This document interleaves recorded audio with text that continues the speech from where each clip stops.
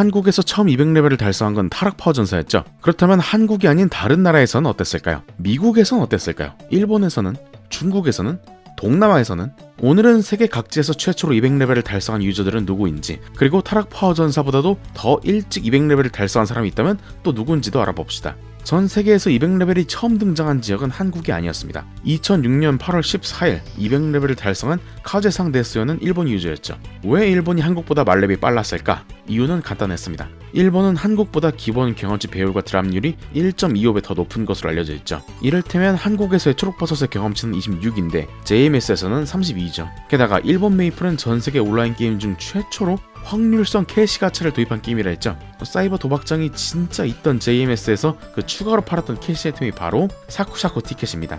아이템의 설명처럼 말 그대로 정액제 경험치 2배 쿠폰인 아이템을 캐시샵에서 팔았던 것이죠. 이와 같은 어드밴티지를 가지고 육성을 했으니까 200레벨이 다른 서버보다 빨라지는 건 당연한 일. 그러나 일본의 200레벨이 특별한 이유는 단순히 제일 먼저 말렙을 찍었다, 뭐 그런 사실 같은 게 아니었습니다. 바로 이 양반의 직업이 시프마스터였던 것이죠. 당연히 4차는 한국에서도 2006년 말에나 나왔으니까 이때는 3차가 끝이던 시절에 말렙을 한 겁니다. 아무튼 이 시프마스터라는 직업 자체가 사실상 존재하는 모든 3차들 중에 제일 불리하다는 거는 뭐 제 영상들 보시면 좀 아시잖아요. 그런데 그런 직업이 어떻게 말렙을 제일 먼저 달성할 수 있었을까? 확실한 건 아니긴 한데 시프마스터가 모든 직업들 중 제일 강해질 수 있는 방법이 한 가지가 있긴 하죠. 바로 매수 익스플로전입니다. 스탯공과 관련 없이 오직 매소 양으로만 데미지를 입히는 그런 신박한 공식을 가지고 있는 스킬. 맵 전체에 돈을 막 뿌려대면서 사냥을 이어갔다면 아예 말이 안 되는 얘기는 아니라는 거죠. 당시 엔드급 사냥터는 리프레가 아닌 슈어마을의 무기고 레벨 90에 파이어독이 등장하는 일자맵 사냥터라고 했습니다. 대충 뭐 이제 돈을 뿌려주는 알바 같은 게 따로 있다고 치고 시브즈로 몸몰이 해가지고 막 여러 마리씩 원콤 내는 사냥을 계속 이어가는 방식이었다면은 시프마스터로서 최초 200레벨이라는 것이 그렇게 막 불가능한 도전까지는 아니었을 거란 생각이 듭니다. 한국의 타락파워 전사가 그랬듯 이 유저도 이제 비마법사 직업군, 그마저도 이제 마이너 중에 마이너 직업으로 최초 200을 달성했다 보니까 현재까지도 많은 일본 유저들이 전설로서 추앙하곤 한다고 하는데요. 일본 최초 200레벨은 카즈상 데스요인데 이제 왜 페리온에만 이름 모를 캐릭터가 있느냐, 뭐 이런 식으로 불평을 늘어놓는 경우도 있다나 봅니다. 일본 다음으로 200레벨이 등장한 곳은 중국 CMS입니다. 중국에서 1등으로 200레벨을 달성한 유저의 이름은 장전시다예. 자, 이렇게 되는데요. 저는 이 이름을 이제 창전사 타치야라고 읽겠습니다. 타치야? 이거 뭐 일본 이름 아니에요? 근데 왜 이렇게 읽느냐? 바이두 한번 찾아보니까요. 이 달야라는 한자가 인명에 주로 쓰이는 글자가 아닌 것 같더라고요.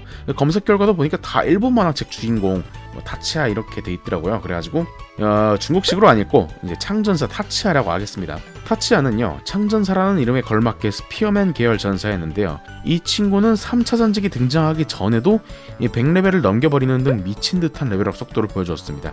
거기다가 4차 전직이 등장하기 전에 말렙을 찍었으니까 용기사인 상태로 말렙을 찍은 유저인 것이죠. 용기사가 4차 전직을 달성한 후에도 지원용 스킬을 많이 받지 못한 이유가 이미 3차 스킬만으로도 충분히 강력해서 이런 평가를 받았다는 걸 고려했을 때 이 유저 역시도 첫 번째로 200레벨을 달성할 수 있었던 이유가 이 직업적인 면에도 있지 않았을까 싶습니다. 그런데 굳이 직업이 아니어도 이 사람이 첫 번째로 말렙을 달성할 수밖에 없었던 더 중요한 이유가 있습니다. 이 새끼 매크로에다가 핵 유저예요. 이게 타치야가 속해 있던 이 소백묘 서버가 2004년 11월에 등장한 서버인데 타치야는 1년도 안 지났던 2005년 8월에 이미 155레벨을 넘겼던 상태였습니다. 물론 CMS에서 일본과 동일하게 캐시샵에서 경험치 쿠폰을 판매했다고는 하지만 CMS는 다른 해외 서버들과는 달리 이때 일본 맵이 마련되어 있지도 않았기 때문에 당시 중국 유저들은 시계탑 취하층에서 영원히 사냥을 했어야 됩니다. 그런데 공략도 없던 시절 10달 만에 200을 찍었다? 이거 말 안 되거든요. 실제로 바이두 같은 사이트들에 남겨져 있는 내용들을 보면요, 이 새끼 뭐 몸몰이 핵 같은 거 쓰다가 정지나 처먹었다 뭐 이런 내용들과 같이 욕들이 많이 써 있거든요. 심지어 뭐 매크로 안 쓰는 척 하면서 일반적인 유저처럼 사냥하다가 뭐 걸렸다 이런 내용들도 있는데, 이쯤 되면 말렙을 제일 먼저 찍었다 그러더라도 누구에게도 인정받지 못하는 게 당연하잖아요. 근데 이제 최초로 200레벨을 찍고 최초로 솔콤 도전했던 양반이다 뭐 이런 식으로 존경하는 내용들도 있고, 진짜 쉴든지 돌려가는 건지 모르겠는데 아무튼 왜 매크로 쓴 거 가지고 뭐라 하냐라는 그런 실드글도 있습니다.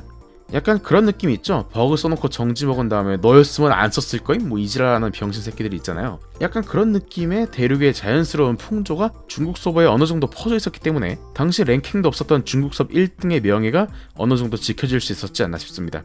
아니 근데 랭킹이 없었대는데 일본보다 200레벨이 늦게 나온 건 어떻게 알았냐? 이제 카즈상 데스요가 2006년 7월 11일에 레벨 196을, 그리고 타치아가 2006년 7월 6일에 레벨 196을 달성했다는 글이 있었습니다. 일본과 중국 둘 다 경험치 쿠폰이 있었던 건 맞지만 일본의 기본 경험치 비율 1.25배로 인해서 경코를 썼을 때 총 50%포인트의 경험치 차이가 났고, 그리고 중국에서의 슈아마을 부재로 인해서 비교적 중국에서의 사냥이 힘들었을 걸 고려하면은 일본이 먼저 200레벨을 달성했을 거라고 보는 게 합당하겠죠. 자, 그렇게 일본이 첫 번째, 중국이 두 번째 말렙을 배출했다 그런다면 세 번째 200레벨은 어디에 누굴까? 바로 동남아시아 MC에서 허밋을 육성했던 미스터 얀다오입니다. 스레드를 참고하면요, 미스터 얀다오는 2007년 3월 10일경에 200레벨을 달성했다는 걸 알 수 있어요. 당시 홈페이지를 보면요, 얼마나 압도적인 차이로 200을 달성했는지도 볼 수 있습니다. 그래서인지 몰라도 분명히 미스터 얀다오가 가는 사냥터에는 그 사람을 구경하려는 유저들로 그득그득했고, GMS의 아시안 늑기역인 타이거와 라이벌 구도를 잡으면서 이렇게 이 사람을 좋아하는 유저들도 있었지만은 이 새끼 이거 핵 쓰는 거 아니야? 라는 이런 의심을 거두지 못했던 MC 유저들도 많았죠. 실제로 19년 전 영상의 댓글창을 보게 되면은 미스터 얀다오가 매크로랑 핵을 써서 200을 찍은 거다, 아니다 이거 경쿠 빨고 하루 종일 사냥만 처해가지고 열심히 해가지고 200인 거다, 억까하지 마라, 이런 식으로 의견이 명확히 둘로 나뉘는 모습을 볼 수 있습니다. 이 양반이 막판에 계정을 판매했다는 얘기도 도는데 뭐 그것 때문에 악평이 많은 걸려나요? 진실은 아무도 모르는 거니까요. 뭐 이런 얘기도 있었다, 뭐 이런 겁니다. MC 다음으로 최초 200레벨을 달성한 지역은 바로 한국입니다. 트럭파워 전사죠. 트럭파워 전사는 2007년 4월 7일에 말렙을 달성을 했는데요. 트럭파워 전사 얘기는 많은 분들이 알고 계실 테니까 넘기기로 하겠습니다. 그런 한국 다음으로 200레벨을 탄생시킨 지역은 바로 태국입니다. 태국의 1등의 닉네임은 스타터, 직업은 도적입니다. 이 유저에 대해서 알려진 사실은 그렇게 많진 않은데요. 이 유저의 외견조차 직접적으로 찾긴 어렵고 당시 태국 2등이던 슬레임레스가 촬영한 동영상에서 어렴풋이 그를 확인할 수 있었습니다. 태국의 첫 200레벨의 직업은 나이트로드였군요. 그 와중에 신공이 2등이라는 것도 좀 흠좀보긴 하네요. 별 내용이 없었던 태국 다음으로 등장한 200레벨은 대만 출신 플레이어였습니다. 이름은 빙탕슈앙, 직업은 비숍이었죠. 이 유저의 경우에는 아무래도 메이플의 인기가 한국 못지않았던 대만이니만큼 이 사람의 인기도 꽤 많았고요. 지금까지 사람들 입에 오르내리는 유저인 것 같았어요. 이 양반 페북이 있어가지고 좀 들어가서 보니까 2021년에도 넥슨으로부터 기념품을 받기도 했고, 과거 대만 지역의 메이플 잡지에도 200레벨 달성 인터뷰가 실려있는 것을 확인할 수 있었습니다. 인터뷰에 앞서서 특이하게도 이제 이 사람이 장착하고 있던 아이템 정보 같은 것도 같이 실려있는데요. 제 채널의 영상들을 좀 보셨다면 익숙한 아이템들이 몇 가지 보이죠?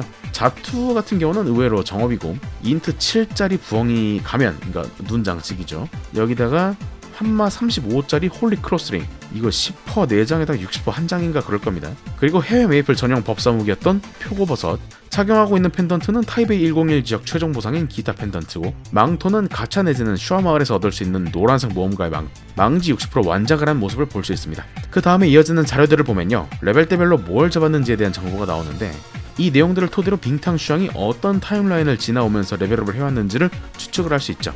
이를테면 119에서 133까지는 엘나서 시절 파이어독을 잡았다고 추측할 수 있고요. 133에서 187까지는 뭐 여자가 있는데 아무튼 이거 한자 검색해보니까 팬텀워치래요. 팬텀워치를 잡았다고 추측을 할 수가 있고요. 그리고 187레벨에 이제 4차 전직과 리프레가 등장으로 인해서 루디브리엄을 탈출을 하고 그때부터 골룡, 그러니까 스켈로스를 잡으면서 200레벨을 달성한 거겠죠. 인터뷰에 따르면요, 빙탕슈앙은 메이플에 출근을 했다고 합니다. 아침에는 6시에 기상을 했으며 게임을 켜게 되면 기본 12시간은 넘게 플레이를 했었다고 하고, 그래서 이제 아침에 일어나면은 어머니가 와가지고 이제 또 출근하냐 뭐 이런 식으로 얘기를 하기도 했다고 합니다. 게임을 쉬면은 불안한 마음까지 들었다고 하는 걸 보니까 아주 그냥 게임 중독 중증이네요. 자, 그리고 빙탕슈앙은 자신은 절대로 어떤 매크로나 핵도 쓰지 않고 정당하게 200을 찍었다는 것을 강조했습니다. 핵이랑 매크로가 너무 많아가지고 말렙한테도 막 핵 좀 쓴 게 죄가 되냐 할 정도였던 중국이랑 비교하면은 대만의 200레벨은 이제 민도에서부터 큰 차이가 나는 것을 확인할 수 있네요. 역시 이게 중국보단 대만이죠. 타이완 넘버1입니다. 안됩니다. 자, 대만 다음으로는 한국 다음으로 규모가 큰 GMS입니다. GMS에서는 2008년 3월 14일에 첫 번째 200레벨이 등장했는데요. 그 이름 하야 팽블레이드입니다. 주스틱 모자를 쓰고 있는 모습으로 유명한 팽블레이드는 다크나이트였는데요. 특이하게도 팽블레이드는 초기에는 포람 용기사를 선택했었습니다. 이는 GMS에 도입되어 있던 버섯 신사 쪽의 최종 사냥터였던 주충이, 그러니까 히메에서 보다 효율적인 사냥을 위한 이런 택틱이었던 것으로 보이는데, 한국 고유의 아이템인 보라색 서핑보드가 GMS에선 없었거든요. 그래서 보핑의 자리에는 랩제 95에 공속은 느림인 빨간색 서핑보드가 위치하고 있었는데, 느려 터진 퍼럼을 끼고 사냥을 해도 이득일 정도로 힘에서의 스레시가 좀 좋았나 봅니다. 물론 이후에 등장한 이제 창기의 끝판왕 스카이스키의 맛을 보는 팽블레이드는 리플의 메타가 오자마자 즉시 퍼럼을 버리고 말렙까지 스키로 버스터를 갈겼다고 합니다. 그런 팽블레이드는 GMS에서는 말 그대로 타락퍼 전사와 동급의 지위를 가지고 있었는데요. 이게 어느 정도였냐면 대부분의 국가에서 안 해주는 NPC 박제 같은 것도 받아가지고 주먹 펴고 일어서 옆에 혼자 서 있기도 했고요. ITCG에서 이 카드에 타락퍼 전사가 들어있던 자리에 미국판에는 팽블레이드가 대신 들어있기도 했습니다. GMS 이후 EMS, 그러니까 유럽 메이플 스토리에서도 200레벨은 등장했는데요. 2009년 7월 5일에 말레벨 달성한 유저의 이름은 였습니다. 일단 유럽이니만큼 남아있는 자료 같은 건 많이 없는데, 유튜브에 남아있는 200레벨 달성 순간을 살펴보면은 이 친구가 어떻게 레벨업을 했는지 추측할 수가 있어요. 슈아마을의 아네고를 잡아서 업을 친 것일 확률이 굉장히 높죠. 아네고의 체력이 7,500만이긴 하지만 스펙이 강력한 해외 메이플에서는 이 처치가 보다 쉬웠을 것이고, 보스 경험치 390만의 경우에는 경험치 2배에다가 이제 심까지 받는다고 치고 6명이서 빡세게 패다가 다 나가고 혼자 경험치를 독식하는 이런 느낌으로 레벨링을 이어갔었다면은 빠르게 200레벨을 찍을 수 있었겠죠. 근데 이게 약간 애매한 게 이 친구가 핵 논란이 있는 것 같더라고요. 분명 표도가 공격 가능한 그 속도 한계가 있는데 그것보다 더 빠른 속도로 아네고를 계속해서 밀고 있는 그런 영상입니다. 뭐 이거 그냥 렉일 수도 있는데 뭐 이런 내용도 있다 이거죠. 이런 영상들이 그렇게 크게 논란이 됐던 건 아니었는지는 몰라도 일단 정지는 안 당했던 것 같고, 빅뱅 이후 핑크빈 원정대에서도 정상적으로 참여한 모습을 볼 수 있었습니다. 자, 그 다음에는 VMS입니다. 그러니까 베트남 메이플 스토리죠. 왜 또 이제 동남아 메이플인 MC에 포함되지 않고 베트남만 따로 했는지는 모르겠지만은 아무튼 베트남도 사람들끼리 막 모여가지고 작품을 도는 등 꽤나 활발한 플레이가 이루어졌던 서버입니다. 거기서 1등으로 200레벨을 찍은 유저는 프린스 노티어, 직업군은 마법사였으나 뭐 딱히 공개되어 있는 건 없었거든요. 그런데 이제 메이플 사냥터 특성상 200레벨 달성이 수월한 비숍이었을 것으로 추정이 됩니다. 2010년 6월 초에 프린스 노티어의 레벨은 196, 그리고 2010년 7월 초에 200레벨을 달성한 유저가 있는 것으로 미뤄봐서 6월 중순에서 후순 사이에 200레벨을 달성했을 것이라고 추측이 가능합니다. 근데 왜 이름이 다르냐? 이게 알고 보니까 이제 베트남 메이플 스토리에서는 이제 유일하게 닉변권을 이제 직접 판매를 했기 때문에 프린스 노티어에서 뭐 이런 닉네임으로 변경한 것으로 추정이 됩니다. 이 유저는 또 특이하게도 베트남 메이플 스토리의 섭종 관련 이 이별 행사의 모습을 드러내기도 했다고 하네요. 빅뱅전 메이플 스토리에서 마지막으로 200레벨을 달성한 유저는 누굴까요? BMS, 즉 브라질 메이플 스토리의 SR 머신입니다.